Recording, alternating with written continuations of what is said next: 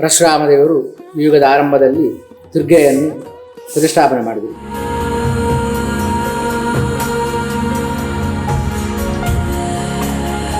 ಕೃಷ್ಣನ ಸಹೋದರಿಯಾಗಿ ದುರ್ಗೆ ಇಲ್ಲಿದ್ದಾಳೆ.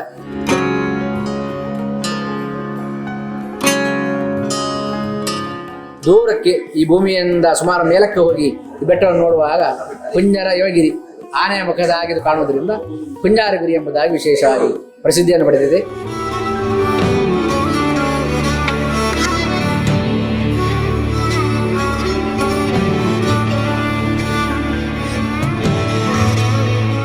ಉಡುಪಿ ಜಿಲ್ಲೆಯ ಕಾಪು ತಾಲೂಕಿನ ಕುರ್ಕಾಲು ಗ್ರಾಮದಲ್ಲಿರುವ ಶ್ರೀ ದುರ್ಗಾ ಪರಮೇಶ್ವರಿ ದೇವಸ್ಥಾನ ಪುರಾಣ, ಇತಿಹಾಸ ಮತ್ತು ಕರಾವಳಿಯ ಜನಪದ ನಂಬಿಕೆಗಳನ್ನ ತನ್ನೊಳಗೆ ಹೊತ್ತು ನಿಂತಿರುವ ಪ್ರಸಿದ್ಧ ಶಕ್ತಿ ಆರಾಧನಾ ಕ್ಷೇತ್ರ.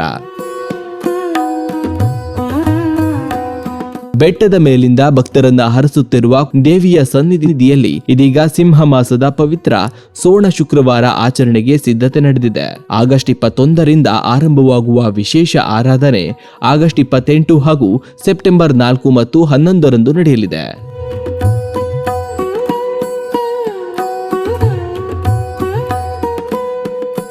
ಪರಶುರಾಮರಿಂದ ಪ್ರತಿಷ್ಠಾಪಿಸಲ್ಪಟ್ಟಳು ಎಂಬ ಐತಿಹ್ಯವಿರುವ ಈ ಮಹಿಷಮರ್ದಿನಿ ದುರ್ಗೆಯ ದರ್ಶನಕ್ಕಾಗಿ ಪ್ರತಿ ಸೋಣ ಶುಕ್ರವಾರ ಸಾವಿರಾರು ಭಕ್ತರು ದೂರದ ಊರುಗಳಿಂದ ಆಗಮಿಸುತ್ತಾರೆ.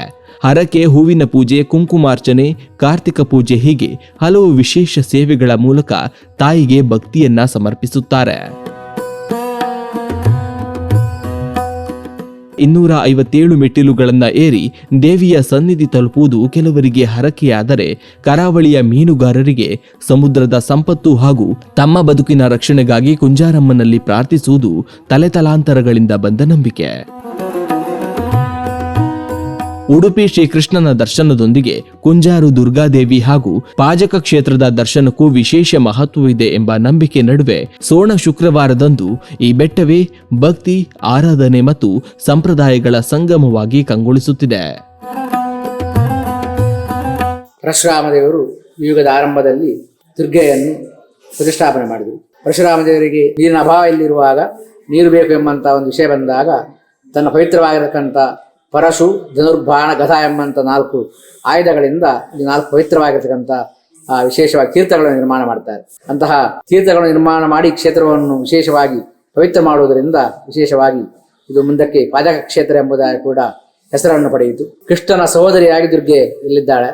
ಉಡುಪಿಯ ಕೃಷ್ಣ, ಅವನ ಸಹೋದರಿಯಾಗಿ ದುರ್ಗಾದೇವಿ. ಉಡುಪಿಯ ಕೃಷ್ಣನ ದರ್ಶನ, ದುರ್ಗಾದೇವಿಯ ದರ್ಶನ ಹಾಗೂ ಹತ್ತಿರದಲ್ಲಿರತಕ್ಕಂತಹ ಪಾಜಕ ಕ್ಷೇತ್ರದ ಆಚಾರ್ಯರ ಪಾದರ್ಶನ ಮಾಡಿದ್ರೆ ಭೂಮಂಡಲ ಪ್ರದಕ್ಷಿಣೆದಂತಹ ಫಲ ಉಂಟು. ಪರಶುರಾಮ ದೇವರಿಂದ ನಿರ್ಮಿತವಾಗಿರತಕ್ಕಂತಹ 4 ತೀರ್ಥಗಳಿಂದ ಸ್ನಾನ ಮಾಡಿದರೆ ಧರ್ಮ, ಅರ್ಥ, ಕಾಮೋಕ್ಷ ಎಂಬಂತ ಪುಣ್ಯ ಪುರುಷಾರ್ಥವು ಕೂಡ ಪ್ರಾಪ್ತವಾಗ್ತದೆ. ವಿಶೇಷವಾಗಿ ಲಕ್ಷ್ಮಿಗೆ 3 ರೂಪ, ಶ್ರೀ, ಭೂ, ದುರ್ಗಾ ಅಂತ. ದುರ್ಗಾ ರೂಪದಲ್ಲಿ ಇಲ್ಲಿ ಲಕ್ಷ್ಮಿಯ ಸನ್ನಿಧಾನವೂ ಕೂಡ ಇಲ್ಲಿ ಪ್ರಾಪ್ತವಾಗಿದೆ. ಅಂತಹ ಪವಿತ್ರವಾಗಿರತಕ್ಕಂತಹ ಈ ಪರಶುರಾಮರಿಂದ ನಿರ್ಮಿತವಾಗಿರತಕ್ಕಂತಹ ಈ ಕುಂಜಾರಿ ಕ್ಷೇತ್ರದಲ್ಲಿ ಸಿಂಹಮಾಸ ಎಂಬುದು ಬಹಳ ವಿಶೇಷ. ಸಿಂಹಮಾಸದ 4 ಶುಕ್ರವಾರಗಳಲ್ಲೂ ಕೂಡ ವಿಶೇಷವಾಗಿ ಬೇರೆ ಬೇರೆ ಊರುಗಳಿಂದ, ಬೇರೆ ಬೇರೆ ಜಿಲ್ಲೆಗಳಿಂದ ಇಲ್ಲಿಗೆ ಭಕ್ತರು ಆಗಮಿಸಿ ದೇವರ ದರ್ಶನವನ್ನು ಮಾಡಿ, ದೇವರ ಸೇವೆಯನ್ನು ಮಾಡಿ ಪುನೀತರಾಗ್ತಾರೆ. ಈ ವರ್ಷಗಳಲ್ಲಿ ಆಗಸ್ಟ್ 21ನೇ ತಾರೀಕು ಹಾಗೂ 28ನೇ ತಾರೀಕು, ಸೆಪ್ಟೆಂಬರ್ ತಿಂಗಳಲ್ಲಿ 4ನೇ ತಾರೀಕು ಹಾಗೂ 11ನೇ ತಾರೀಕಿನಂದು ಈ ಸೋಣ ಶುಕ್ರವಾರಗಳು ಇಲ್ಲಿ ನಡೆಯಲಿಕ್ಕಿದೆ. ವಿಶೇಷವಾಗಿ ಕಾರ್ತಿಕ ಪೂಜೆ, ಕುಂಕುಮಾರ್ಚನೆ, ಹೂವಿನ ಪೂಜೆ, ದುರ್ಗಾ ಪೂಜೆ ಎಂಬಂತಹ ಸೇವೆಗಳು ಇಲ್ಲಿ ಆ ಸಂದರ್ಭದಲ್ಲೂ ಕೂಡ ಭಕ್ತರಿಗಾಗಿ ನಾವು ನೆರವೇರಿಸ್ತಾ ಇದ್ದೇವೆ. ಪವಿತ್ರವಾಗಿರುವಂಥ ಈ ಕ್ಷೇತ್ರಕ್ಕೆ ಸಂದರ್ಶನವನ್ನು ಮಾಡಿ ದೇವಿಯ ದರ್ಶನವನ್ನು ಪಡೆದು ಸುಮಂಗಲರ ಎಲ್ಲ ಆ ಮಂಗಳ ದ್ರವ್ಯವನ್ನೆಲ್ಲ ವಿಶೇಷವಾಗಿ ತೊಡಿಸುವುದರಿಂದ ಅವರ ಜೀವನ ಸಾರ್ಥಕತೆಯನ್ನು ಹೊಂದುತ್ತೆ ಎಂಬುದಾಗಿ ವಿಶೇಷವಾಗಿ ಕ್ಷೇತ್ರದ ಒಂದು ಮಹಿಮೆ.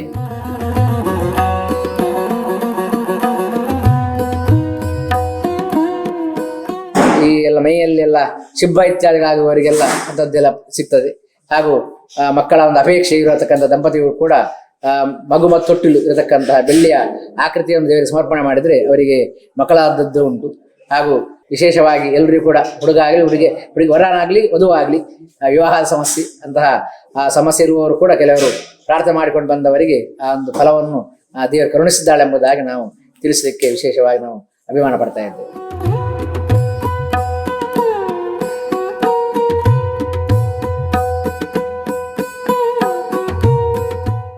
ದುರ್ಗಾದೇವಿಯನ್ನು ವಿಶೇಷವಾಗಿ ಪ್ರತಿಷ್ಠೆ ಮಾಡುವಾಗ ದೇವತೆಗಳೆಲ್ಲ ವಿಮಾನದಲ್ಲಿ ಬಂದು ಇಳಿತಾರಂತೆ. ಅದರಿಂದ ಇದು ವಿಮಾನಗಿರಿ ಎಂಬುದಾಗಿ ಕೂಡ ಈ ಕ್ಷೇತ್ರ ಪವಿತ್ರವಾಗಿದೆ.